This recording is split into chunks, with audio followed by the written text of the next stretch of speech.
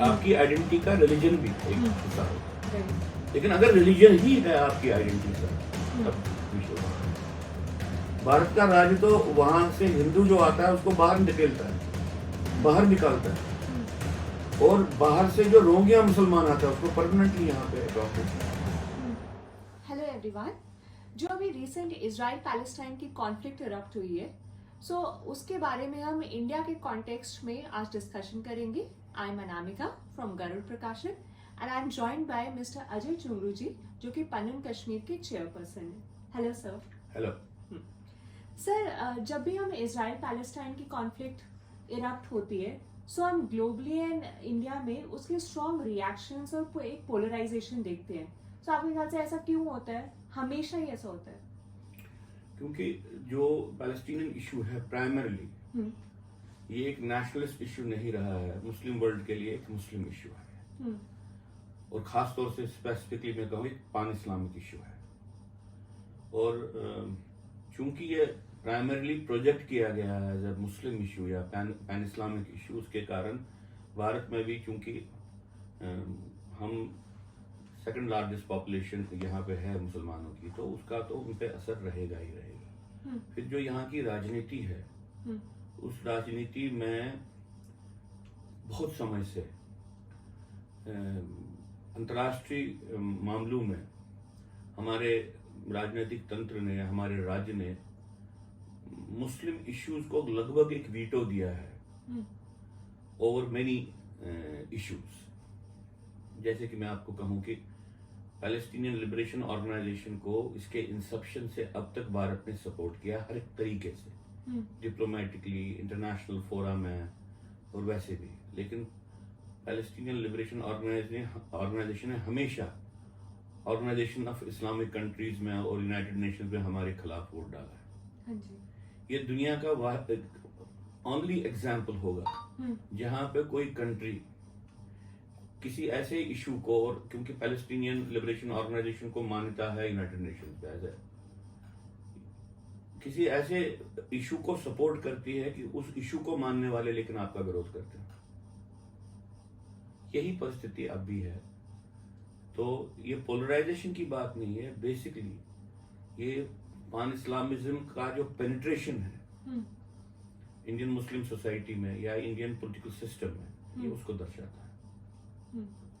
तो ऐसा क्यों, मतलब जो आपने एग्जांपल दिया कि ये ऐसी एक यूनिक सिचुएशन है जहाँ पे हम उनको सपोर्ट करते हैं और वो हमें नहीं करते, तो ऐसा क्यों है? वो उन्होंने कभी कश्मीर के इशू पे कभी इंडिया के फेवर में सपोर्ट नहीं किया पैलेस्टाइन ने, बट हम हमेशा उनके कॉज को सपोर्ट करते, तो ऐसा क्यों रहा है? ये बेसिकली सोच का एक विघटन है, बहुत समय से हुआ है और ये चलता आ रहा है।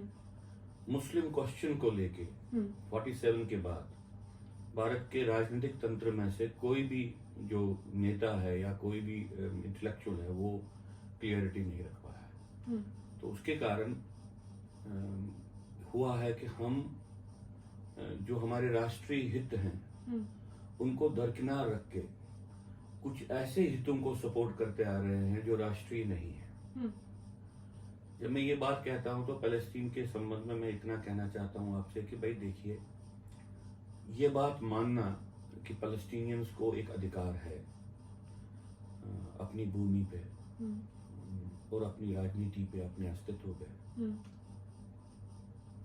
पैलेस्टीनियन एक नेशनल एंटिटी हैं और उनको एक नेशनल एंटिटी के रूप में एक मान्यता मिलनी चाहिए। मान लीजिए अगर इस बात को हमने मान लिया तो तब हम इस बात को जरूर देखेंगे कि पैलेस्टीनियन जो पैलेस्टीनियन इशू की बात करते हैं, क्या वो पैलेस्टीनियन नेशनल आइडेंटिटी की बात करते हैं? पहली बात तो है कि वो पैलेस्टीनियन नेशनलिटी की बात करें।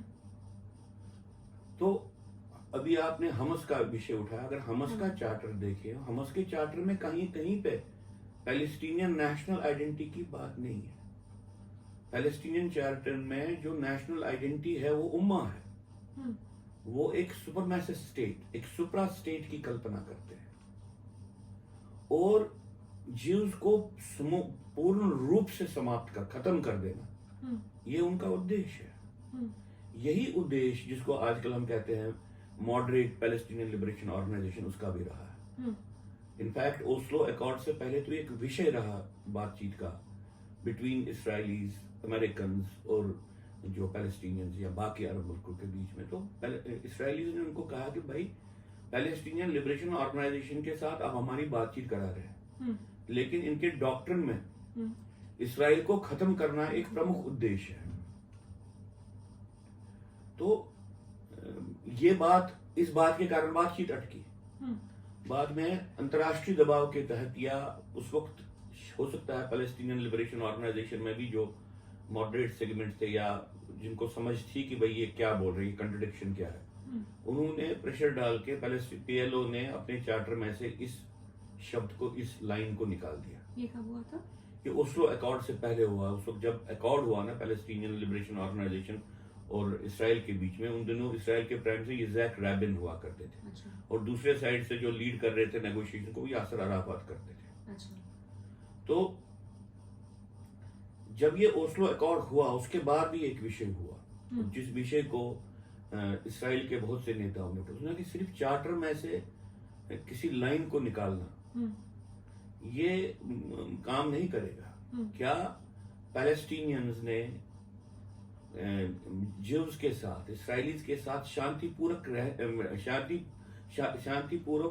रहने की इच्छा को आत्मसात किया है कि यह सिर्फ एक राजनीतिक पोस्चर है? Have they internalized the wish to live in peace with Jews?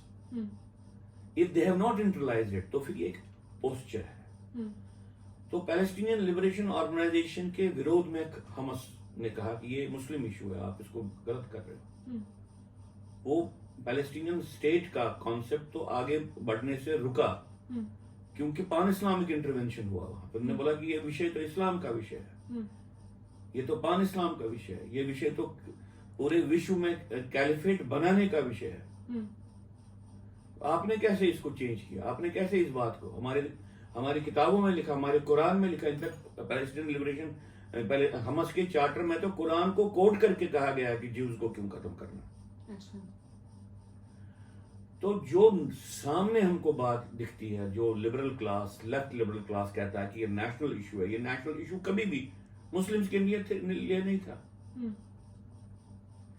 ये प्राइमरली एक पान इस्लामिक इशू था जिसमें आहिस्ता आहिस्ता से हमस अलग थलग पड़ गया था, क्योंकि अब Saudi Arabian, United Arab Emirates, Egypt, Jordan, ऐसी सारी कंट्रीज ने आहिस्ता आहिस्ता से पैलेस्टीनियन इशू से अपने आप को डिस्टेंस किया था। और उन्होंने इसलिए नहीं किया था कि उनको कुछ लोगों ने खरीदा था। पैलेस्टीनियन मूवमेंट के पॉलिटिक्स से उनको धोखा लगा। इन्होंने अपने अपने मुल्क में इनको शरण दे दी। जॉर्डन से क्यों निकाला गया पैलेस्टीनियन को, ये विषय उन्होंने वहां पे क्या किया जिसके कारण उनको निकाला? तो उसका कारण इतना ही है कि एक विषय जिस विषय का अपना एक इंपोर्ट है, वो जो विषय जिसको आप कहेंगे कि एक आइडियोलॉजिकली जो कहेंगे कि अगर हम कहेंगे यार पैलेस्टीनियंस भी तो उसी धरती पे रह रहे थे और उनको धकेला क्यों गया बाहर? एक इसराइल को बनाने के लिए मिडिल ईस्ट में उनको क्यों प्राइस देना पड़ा? अगर इससे विषय इतना होता तो फिर मोमेंट की, जो पैलेस्टीनियन मोमेंट का जो ये होता, रिफ्लेक्शन डिफरेंट होता। पैलेस्टीनियन मोमेंट का जो रिफ्लेक्शन रहा है, जो डिस्को, वो डिफरेंट है। वो क्लेम कर रहे हैं territory on the basis of being Muslims, not on the basis of being Palestinians. तो ये विषय एक वैचारिक स्तर पे बेसिकली पूरी दुनिया में जिस तरह से पैलेस्टीन के इशू को, इंटरनेशनल ऑर्डर को डिस्ट्रॉय करने के लिए, इंटरनेशनल ऑर्डर को खत्म करने के लिए इस्तेमाल किया गया है। और हमास जैसी संस्थाओं के पीछे जो मानसिकता, उनकी सोच है कि इंटरनेशनल सिस्टम को खत्म करके कैलिफेट बनने का एक माहौल बनाया जाए। यदि ये लैंड का इशू होता, बेरेफ्ट ऑफ रिलीजन, तब हमारी इसके प्रति सिंपैथीज होती। नहीं, रिलीजन अगर पेरिफेरल भी दिखे, आपकी आइडेंटिटी का रिलीजन भी एक हिस्सा होता है। राइट। लेकिन अगर रिलीजन ही है आपकी आइडेंटिटी सारी, तब विषय बनता है। हम्म, आप फिर पैलेस्टीनियन हिस्ट्री की बात करोगे, हम्म, आप फिर पैलेस्टीनियंस कैसे बने, हम्म, पैलेस्टीनियन वर्ड पहले कैसे शुरू हुआ, हम्म, आप इन विषयों पर बात करते हैं। हम्म, फिर आप ये भी बात करते हैं कि भाई इसराइली भी तो वहां पे रह रहे थे, हम्म, उनका निकालना कैसे फेट अकम्पली हो गया, हम्म, और पैलेस्टीनियन का निकलना फेट अकम्पली नहीं माना जाएगा। हम्म, फिर तो आप बड़े विषयों की बात करेंगे। exactly, आप तो ये इस विषय की बात करेंगे कि भाई मदीना में तो ज्यूज मेजॉरिटी में थे, हम्म, इस्लाम के आने के बाद उनको क्यों खत्म किया गया? क्या उनको ये बात करने का कोई अधिकार नहीं है? हम्म, हम कोई रिमोट पास्ट की बात नहीं कर रहे, 1400 साल की बात करे हुए।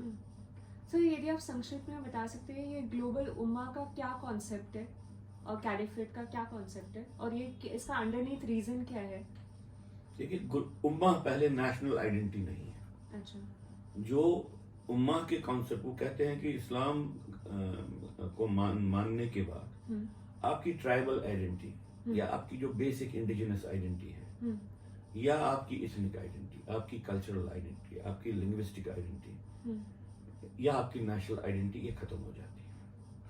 आप एक नई कम्युनिटी का हम्म, जो नेशनल बाउंड्रीज को नहीं मानती है, हम्म, जो इथनिक बाउंड्रीज को नहीं मानती है, जो कल्चरल बाउंड्रीज को नहीं मानती है, हम्म, आप एक ऐसी नई आइडेंटिटी का निर्माण कर रहे हैं। हम्म, तो इन ए वे, जिस तरह से हिटलर एरियन अल्टीमेटली सुप्रीमेसी की बात कर रहे थे, हम्म, पैन नेशनल लेवल पे दुनिया में जहां पे भी आर्य है वो एक राष्ट्र बनाते हैं, हम्म, उससे भी विषम हम्म, कॉन्सेप्ट ये है उम्मा का।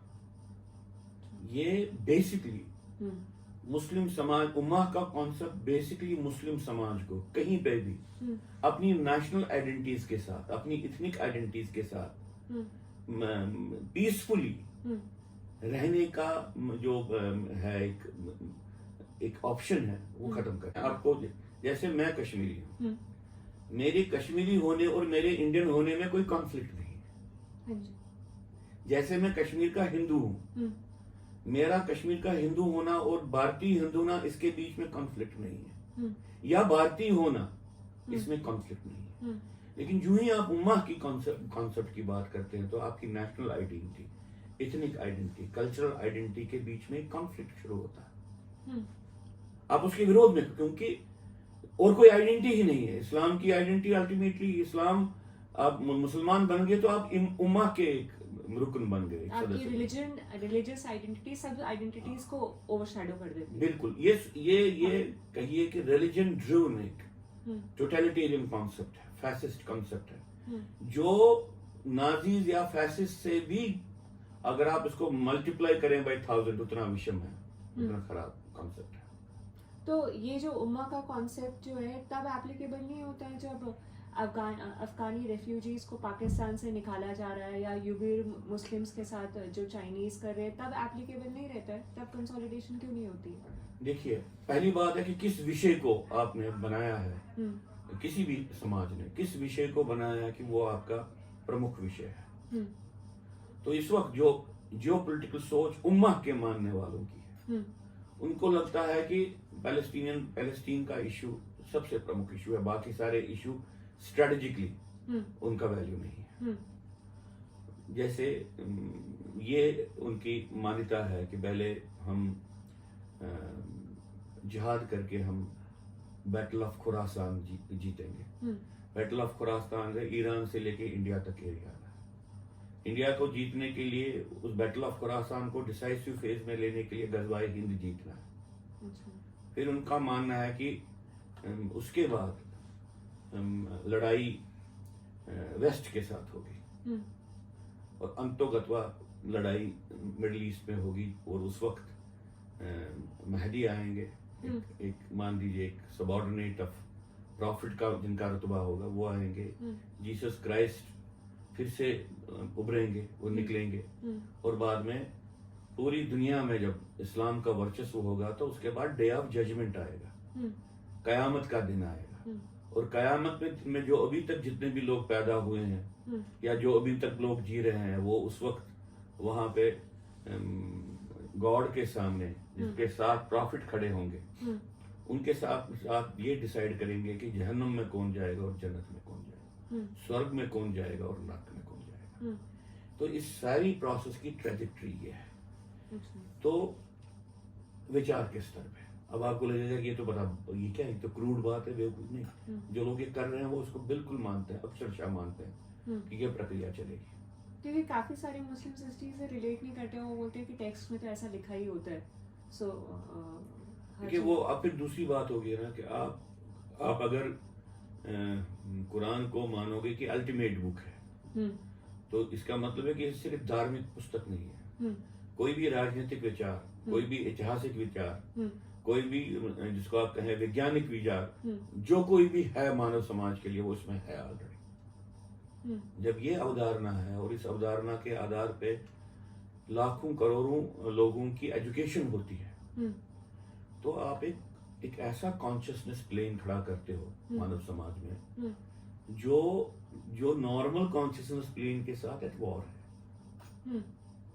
अब रही बात जो है उइगुर की बात बोल रहे हैं, वो उनको मालूम है उइगुर इशू है, उनको मालूम है कोई और इशू भी है जो भी है, लेकिन इस वक्त उनके ध्यान में है कि भाई हमको प्रायोरिटाइज करना है और प्रायोरिटाइज करके हमको इश्यूज को करना है। जैसे पिछले 100 साल से चल रहा है कि भाई हमको एक काफिर पावर ब्लॉक को दूसरे पावर ब्लॉक, काफिर पावर ब्लॉक के साथ लड़ाई करके उनको कमजोर करना है। वहां पे हमको डिसाइड करना है कि हमको किस काफिर ब्लॉक के साथ रहना है।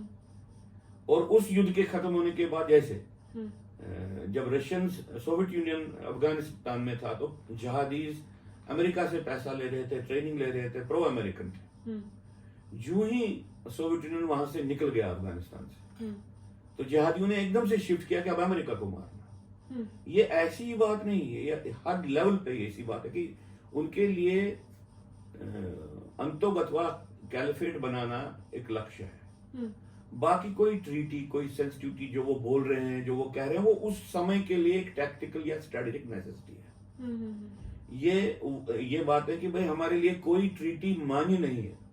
ये वो अपने कुरान को कोट करके बोलते हैं कि ये प्रॉफिट की तरफ से हमको मिला है। मेरे को एग्जैक्टली इस वक्त वर्ष याद नहीं है आपके, मैं कह सकता हूँ कि बिल्कुल उनके सामने हदीस में से तो बहुत से ये एग्जाम्पल देके बोलते हैं कि हमको करना नहीं। तो आप एक मानसिकता की बात कर रहे हैं जहां पे मुस्लिम समाज को एक सुपर नेशनल एंटिटी के रूप में देख के आप डिसाइड करते हो कि पूरे विश्व पे इसका वर्चस्व स्थापित करने के लिए उस समय पे हमको किसके साथ जाना है, किसके साथ, क्योंकि वो ये मानते हैं कि हमारे पास इस वक्त मिलिट्री पावर ऐसा नहीं है कि हम एक धक्के से सब कुछ खत्म करें। तो स्ट्रेटेजिकली बहुत क्लियरिटी है।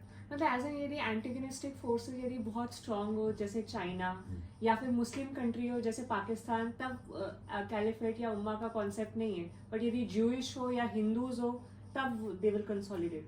क्योंकि उन्होंने आइडेंटिफाई किया है कि अभी खिलाफत बनने के लिए या दुनिया पे इस्लाम का वर्चस्व स्थापित करने के लिए हमको नंबर 1 एनिमी कौन है, नंबर 2 एनिमी कौन है, नंबर 3 एनिमी, वो ग्रेडेशन की है। और इन एनिमीज में से कौन हमारा टैक्टिकल अलाई बन सकता है या स्ट्रेटेजिक अलाई बन सकता है। जैसे मैं बताऊंगा, पिछले 100 साल से कम सोवियत यूनियन में मार्क्सिज्म आने के बाद एक अलायंस रहा मुस्लिम जो पान इस्लामिस्ट के बीच में और कम्युनिस्ट के बीच में। ये अलायंस अभी भी चल रहा है। इसी अलायंस के तहत ईरान के कम्युनिस्ट ने सपोर्ट किया अयतुल्लाह खुमैनी को, और उनको ये ख्याल था कि हम इस्तेमाल कर रहे हैं इस्लामिस्ट को, और जो ही अयतुल्लाह खुमैनी आए तो उन्होंने पहले कम्युनिस्टों को मारा।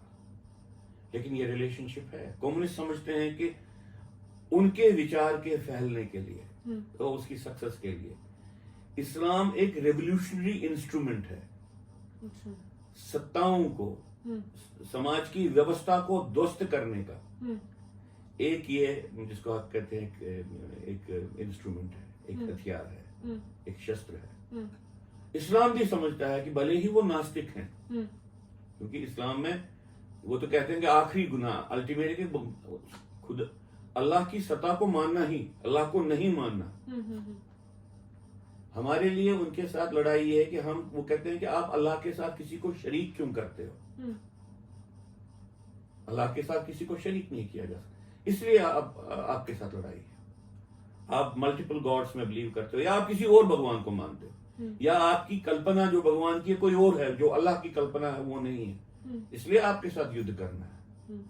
कम्युनिस्टों के साथ तो उनका बेसिक कंट्रडिक्शन था, वो तो अल्लाह को मानते ही नहीं है, फिर कैसे रहते? तो ये इस्लामिस्ट की जो स्ट्रेटेजिक फ्लेक्सिबिलिटी है उसको दर्शाती है, और पिछले 70-80 साल से ये सामने है हमारे, वो कितने फ्लेक्सिबल है, और एक टाइम पे वो एक एनिमी को ले रहे हैं क्योंकि वो समझते हैं कि उनकी ताकत नहीं है, और अभी तक हमको लग रहा है कि ये स्ट्रेटजी सक्सेसफुल हो गई है। So, ये इतना वेल थॉट आउट मतलब ये बुक लिखी गई है, कौन? ये जो मतलब कुरान या हदीस जो इतनी वेल थॉट आउट है कि किस तरह से अपने आप को नहीं, expand कुरान तो एक देखिए, फिर आप इंटरप्रेट कैसे, जो मैं कहता हूँ ये मैं उस विचार के आधारभूत स्तंभों की बात करता हूँ जिस विचार को मैं कहता हूँ इस्लामिस्ट विचार है, या दुनिया में इस्लाम के वर्चस्व स्थापित करने का विचार है। तो उस वर्चस्व स्थापित करने का जो रैशनल है, जो उसके हक में जो बात कहते हैं, औचित्य है जो उसका है, वो कहते हैं कुरान है, क्योंकि कुरान किसी और आइडेंटिटी को नहीं मानता, और अगर कोई आइडेंटिटी है उसको इस्लाम के वर्चस्व में रह के जीना है, और that subordination should be demonstrated, that subjugation की जिस कम्युनिटी जो मुस्लिम नहीं है, अगर आपने इस्लाम के उसको इसमें ले लिया, आंचल में आपने उसको शरण दे दी, तो उनको एक परमानेंट स्टेट ऑफ इंफीरियरिटी में रहना है, और वो permanent state of inferiority demonstrate होना चाहिए।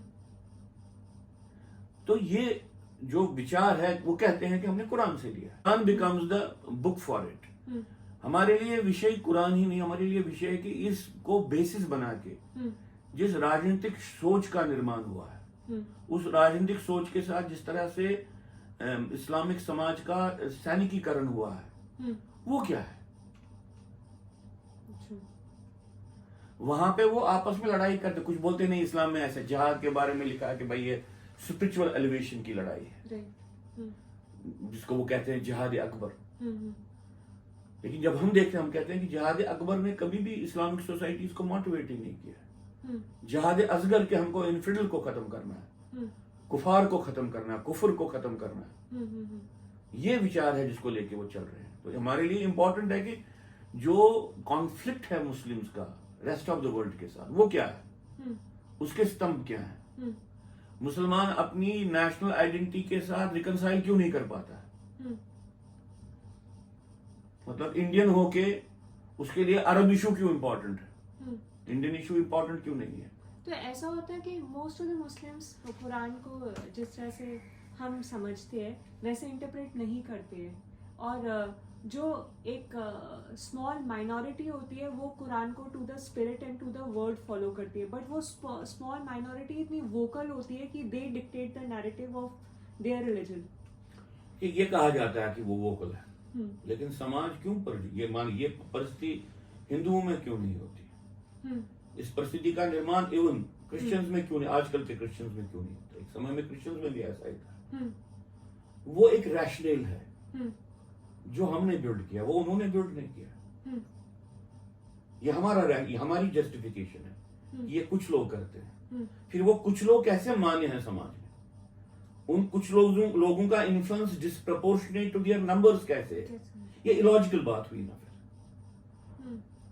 ये रैशनल हमारा है, हम ये एक इल्यूजन को बिल्ड करते हैं कि जिस थॉट से हमको डर है उस थॉट का इन्फ्लुएंस कितना बड़ा है, हम उसको घटाना चाहते हैं, क्योंकि हम अगर उसको बढ़ा के बताएंगे, सही मानों में बताएंगे, फिर हमको काउंटर मेजर्स लेने पड़ेंगे, फिर हमको अपना जो हमने नॉर्मैलिटी का एक फ्रेमवर्क बनाया उसको डिस्टर्ब करना पड़ेगा।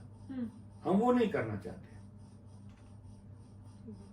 सर, जैसे मैंने बात की कि इजराइल पैलेस्टाइन की कॉन्फ्लिक्ट के बाद पोलराइजेशन होती है, सो आप बता सकते हैं कि भारत और जूइश स्टेट में क्या कॉमनैलिटीज और फर्क है?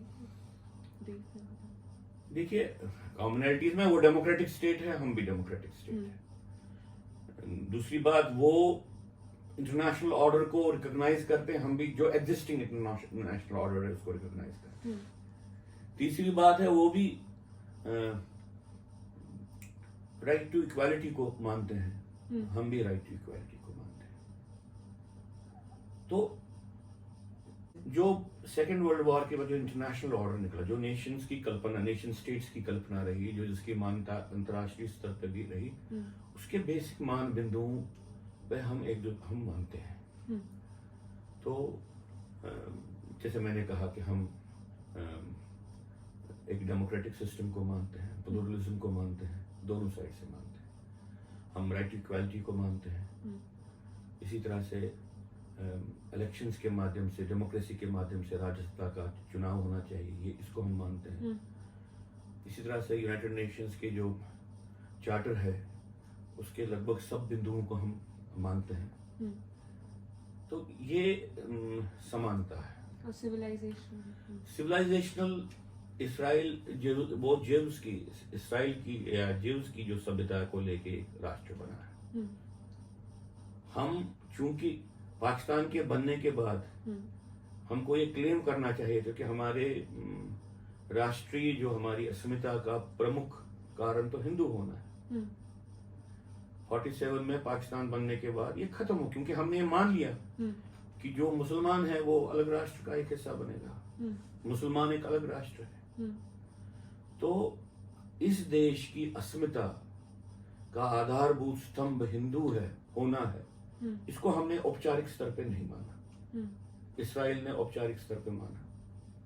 इसराइल ने इस बात को भी माना कि इसराइल का बनने का औचित्य ये भी था कि हॉलोकॉस्ट हुआ, हर जगह उनको मारा गया, हर जगह उनके साथ जिनोसाइड हुआ।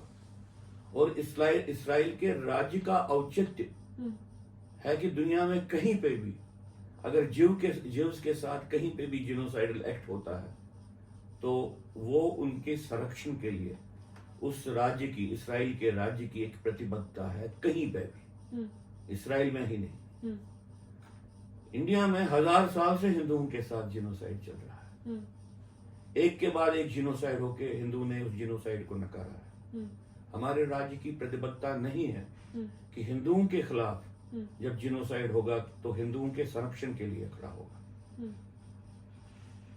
इसी तरह से हमने तो मान लिया कि दो राष्ट्रीय सिद्धांत को मान लिया, पाकिस्तान बनने के कारण हमने मान लिया।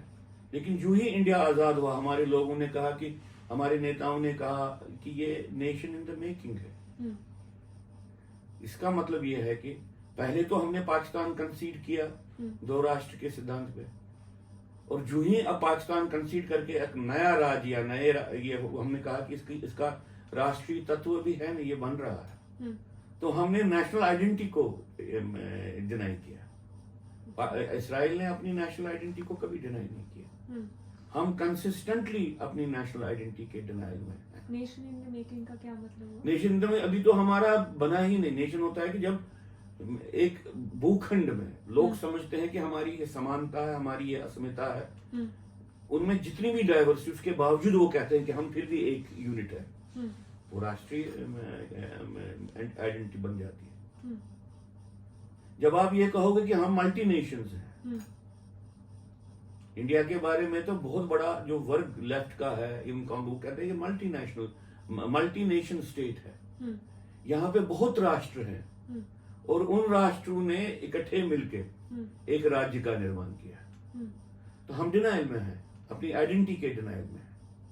इनफैक्ट भारत का राज्य तो अपनी जो सांस्कृतिक अस्मिता के विरोध में है, it is in conflict with that.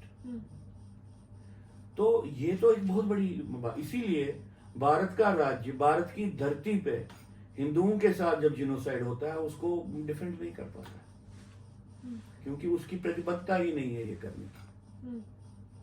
तो जैसे कोई भी जो है कहीं पे भी परसिक्यूट हो तो उसको नेचुरली क्या बोलते हैं, इजराइल की सिटीजनशिप मिल जाती है, बट ये इंडिया के केस में नहीं है।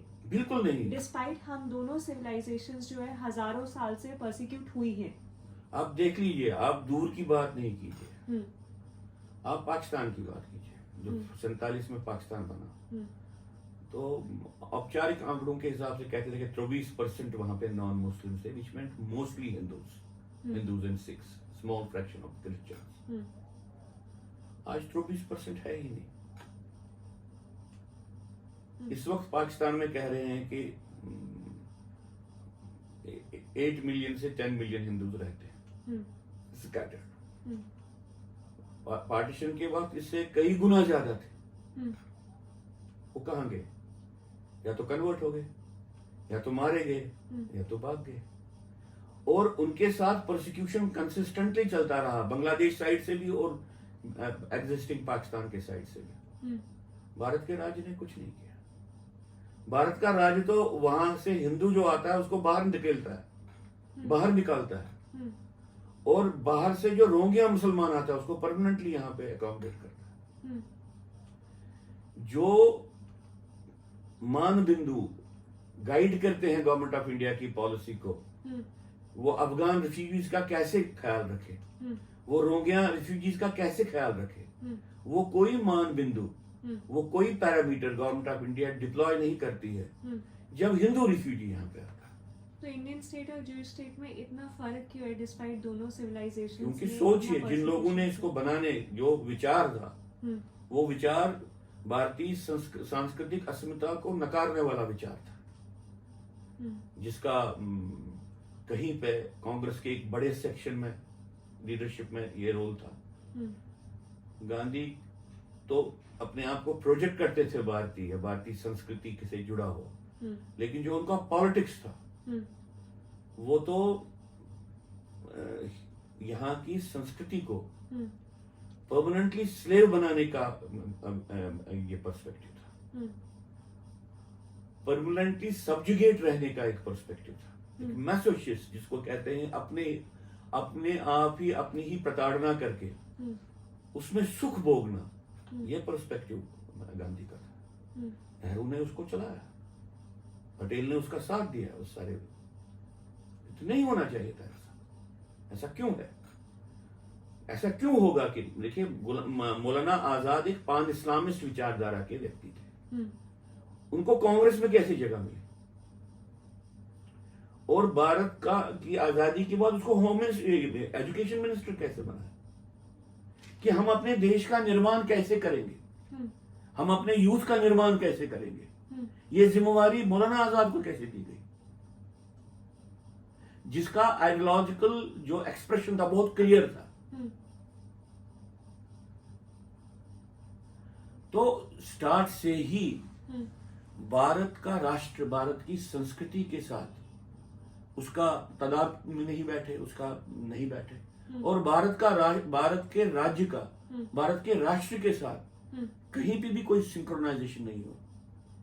ये बाय इम्प्लीकेशन और बाय डिजाइन ये प्रक्रिया चली, और आपके सामने आज एक व्यवस्था है जहां पे आप देखते हो कि आपको लगता है कि ये मेरा ही राज्य है, फिर जहां पे आपको जीने मरने की आपकी कहीं पे आपकी जरूरत, आपको लगता है मेरा राज्य मेरे साथ नहीं है, वो किसी और के साथ है। इंडिया और जूइश स्टेट में हम दोनों के neighbours, how are we pitted against them, जो हमारे अनफ्रेंडली नेबर्स हैं? देखिए ज्यूज इस्राइल एक छोटी कंट्री है और उनकी पॉपुलेशन भी बहुत कम है, वो गिरे हुए हैं अरब कंट्रीज से, जिनका एरिया, जिनकी टेरिटरी, जिनका पॉपुलेशन मास बहुत ज्यादा है। तो कभी भी किसी भी परिस्थिति में ओवरवेल्म होने की, आप एकदम से आपके ऊपर एक पहाड़ टूटे, थोड़ी भी आप में कमजोरी आई, जैसे अभी थोड़ी सी कमजोरी ये थी इसराइल में कि उनको लग रहा था कि हमस वहां पे अब हुकूमत कर रहा है गाजा में, अब वो हथियार नहीं हुए, उनके पास ताकत नहीं है, उनके पास क्षमता नहीं है, उन्होंने एकदम से हमला कर दिया और सारा जो ये पीस एकदम से तहस नहस हो गया। 1973 में भी एकदम से हमला हुआ। ज्यूज एक्सपेक्ट नहीं करते थे कि कन्वेंशनल वॉर में जो उन्होंने फ्रंट्स बनाए हैं, बाउंड्रीज बनाए हैं, उनको एकदम से रोंद के इजिप्ट, इराक, सीरिया, ये इसको खत्म कर देंगे। हुआ तो एकदम से एक क्राइसिस, जीने मरने का क्राइसिस हुआ, क्योंकि उनका पॉपुलेशन मास और टेरिटोरियल मास स्मॉल है, इसलिए एक छोटा सा दुश्मन भी कहीं पे उनको ओवरवेल्म कर सकता है अगर आप सचेत नहीं रहे। फिर इंटरनेशनल सिस्टम, अगर अमेरिकन उनका सपोर्ट नहीं देंगे तो शायद इसराइल नहीं रहेगा।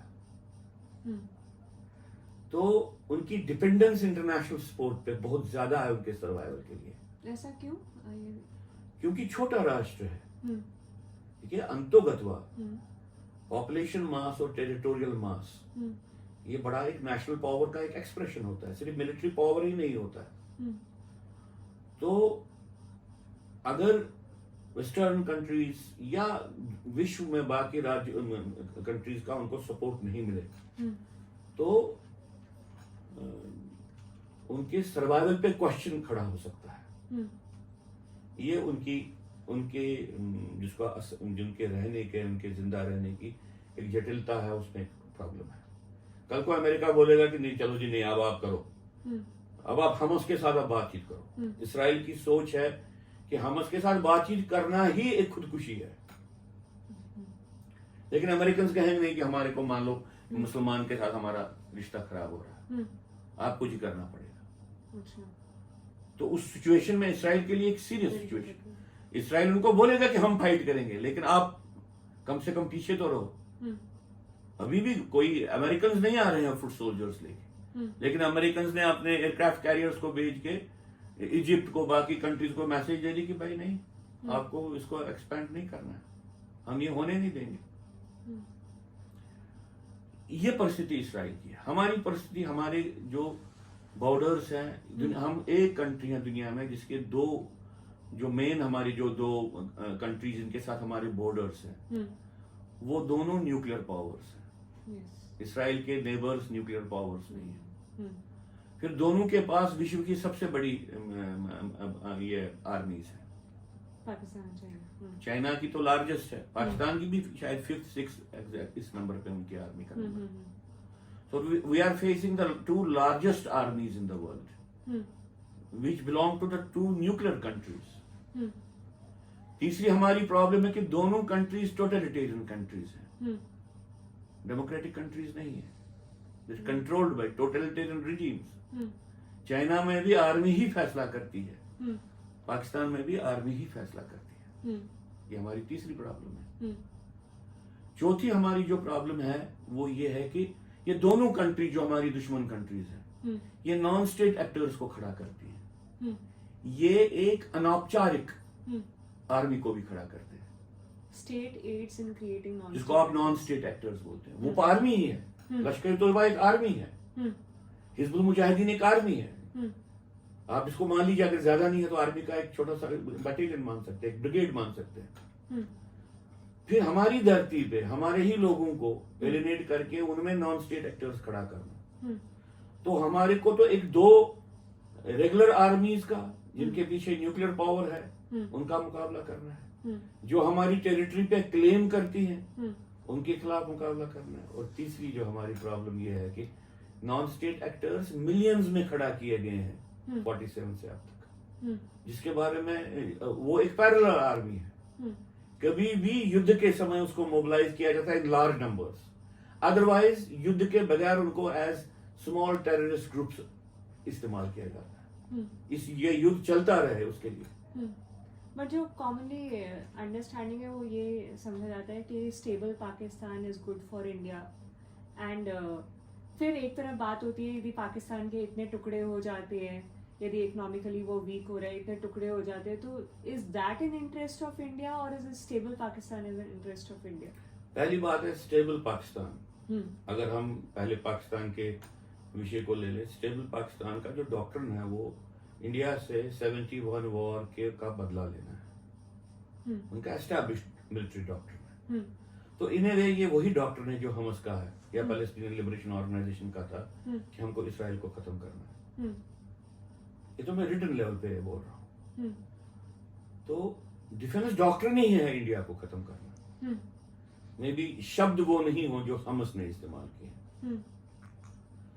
तो एक ऐसी कंट्री जिसका उद्देश्य भारत को खत्म करना हो, उसका स्टेबल होना कैसे हमारे हक में है?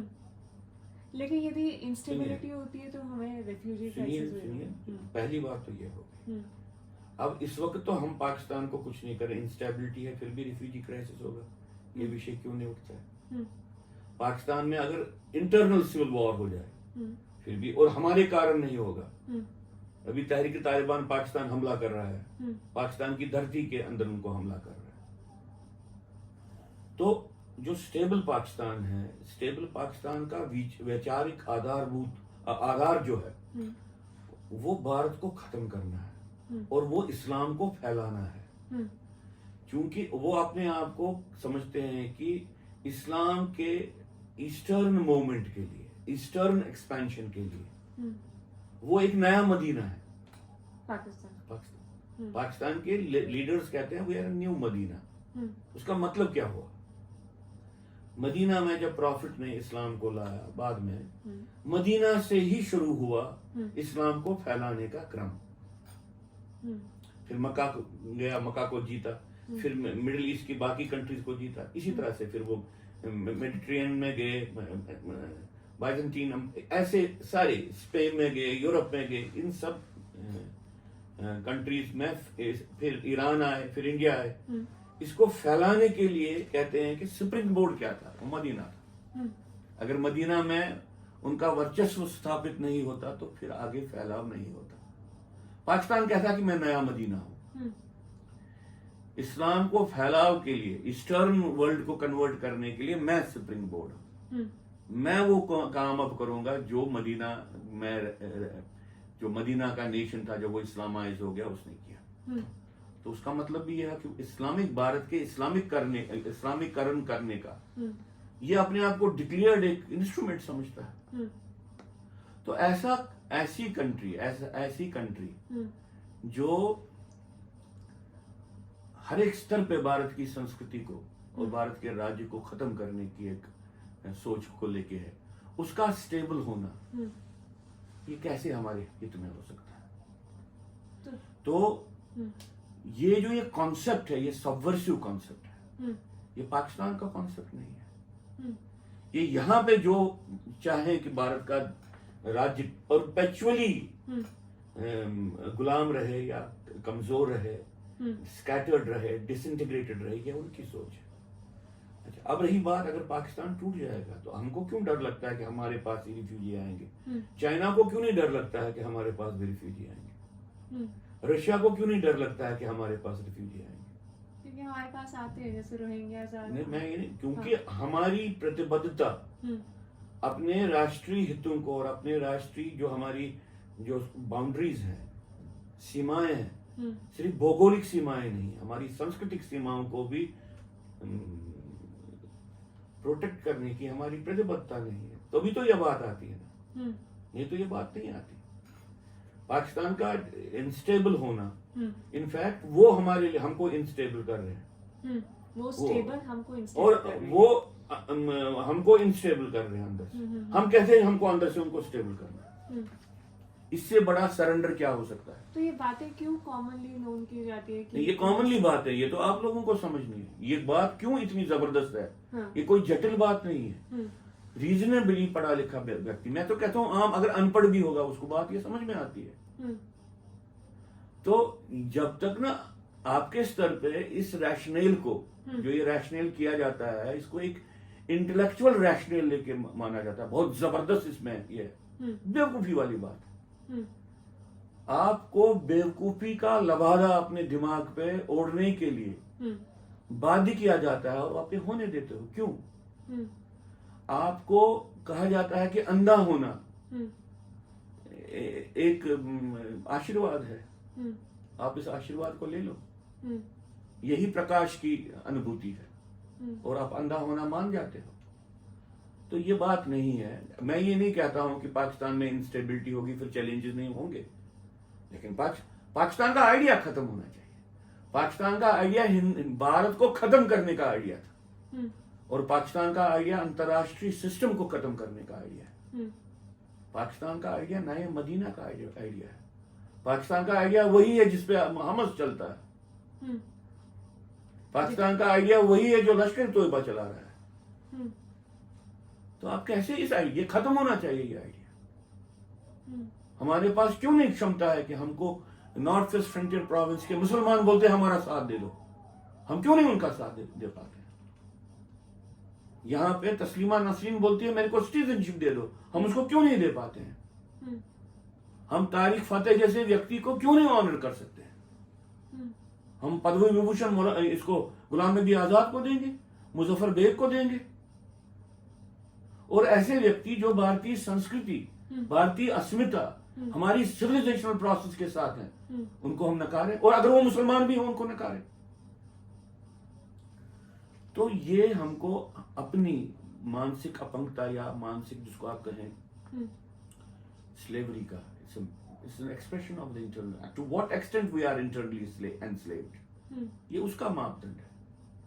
तभी अगर आप गुलाम हो हम्म, लेकिन आपको भ्रम है कि आप आजाद हो, हम्म। तो इससे बड़ी विषमता क्या हो सकती है?